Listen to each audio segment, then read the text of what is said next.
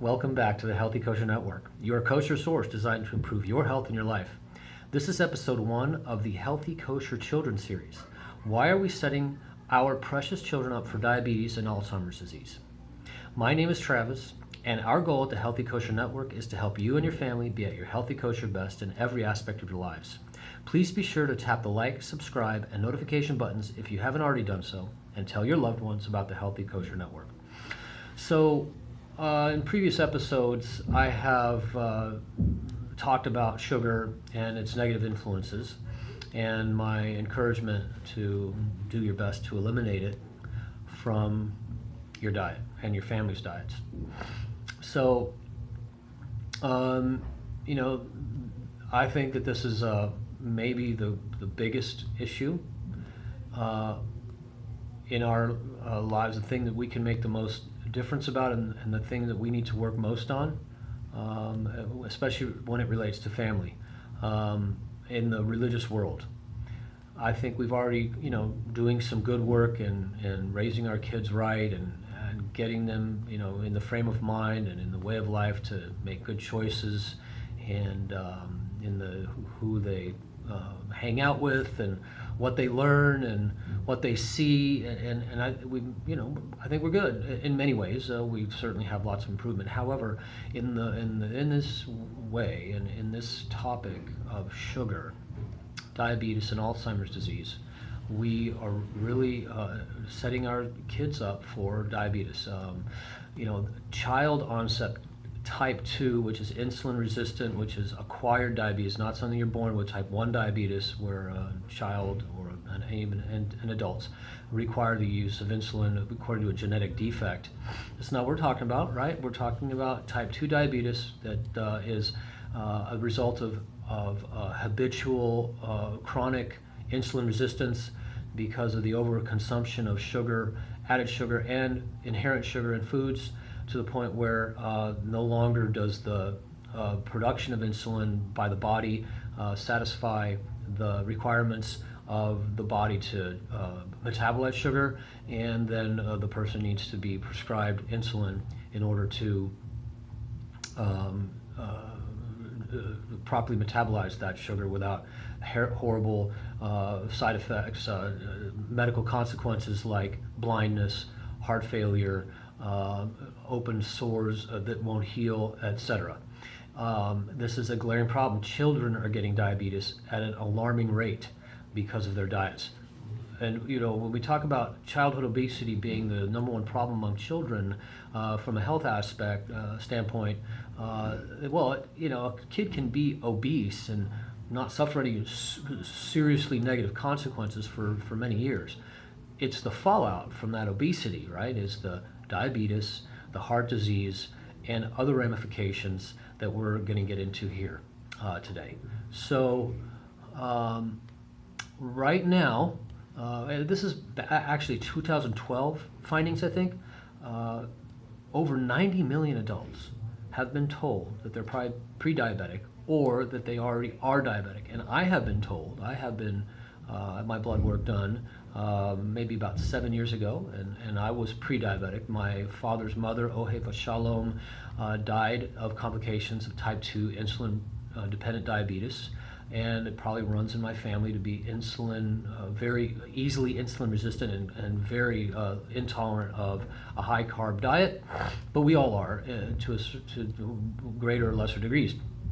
So there's a great book by a man named David Perlmutter, a neurosurgeon, and he wrote a book called Grain Brain, and it's a book that outlines the deleterious effects of wheat and sugar in our diets, both added sugar and inherent sugar in things like complex carbohydrates, corn, potatoes, and other prepared foods like cakes, cookies, crackers, etc., which have a lot of wheat. So he goes into great detail about the deleterious effects of sugar in our diets, and how our diet from in ancestry was much higher in fat. Basically 75% fat, 20% protein, and 5% carbs, 5% sugar-related from fruit and berries and such when we are hunter-gatherers.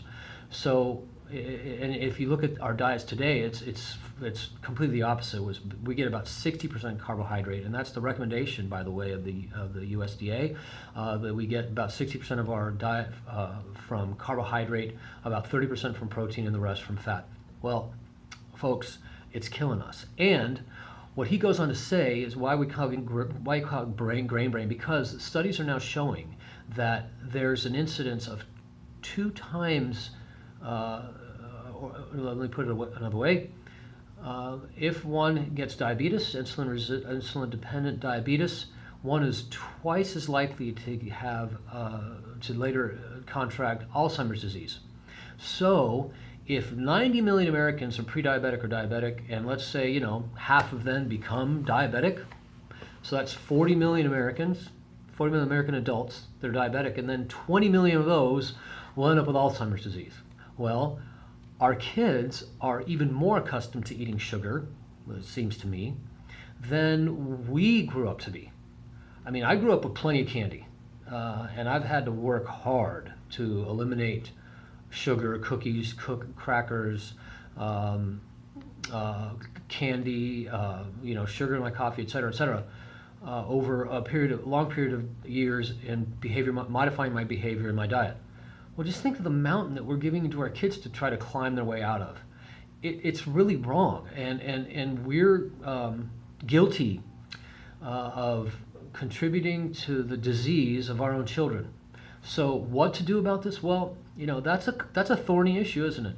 Because if I just point out the problems that typical kiddush with all the candy, cookies, cakes that our kids are available to them on Shabbat before they've even eaten lunch, not to mention all of the candy that we pass out, when there's a Shalom Zachor, Shabbos treats, teachers handing them out as rewards.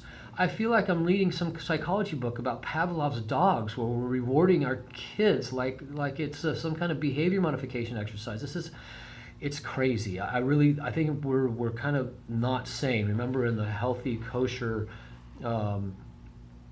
mental health series, I talked about sanity and lack of cleanliness and having a dirty mind. Well, this is Hillul Hashem, in my opinion, and I know this is very strong language, but we need to take this musar to heart and start doing something about it. I mean, like literally raising it at the level of the Rabbeim, the teachers, the headmasters, and ourselves, and start really doing something as kahilas, as school parent-teacher organizations, as headmasters, as teachers, to change. We got to change. This is serious, folks.